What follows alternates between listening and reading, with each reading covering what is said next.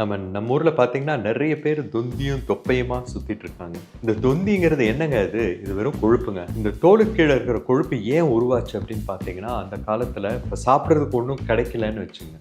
அப்போ நமக்கு மயக்கமாகாம இருக்கிறதுக்கு, அதுலேருந்து நேரா அந்த கொழுப்பு லிவருக்கு போய், லிவர் அந்த கொழுப்ப குளுக்கோஸா மாத்தி மூளைக்கு அனுப்பும். ஏன்னா மூளைக்கு குளுக்கோஸும் கீட்டோன் பாடிஸ் தான் எரிபொருள்.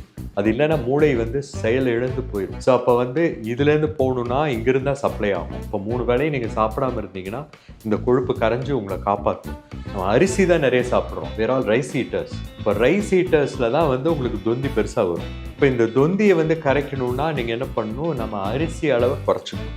இப்போ அந்த அரிசியே வெள்ளை அரிசி சாப்பிட்றதுக்கு பதிலாக கேரளா மட்ட அரிசி, சிகப்பரிசின்னு சொல்லுவேன். அந்த சிகப்பரிசி போகும்போது அதில் நார் சத்து அதிகம், பீனாலிக் காம்பவுண்ட் அதிகம், வைட்டமின்ஸ் அதிகம். ஸோ அப்போ நம்ம கார்போஹைட்ரேட் அதிகமாக எடுக்கிறது குறையும். இந்த மேலே இருக்கிற அப்டாமினல் ஃபேட் அது ஈஸியாக கரைச்சிடலாம்.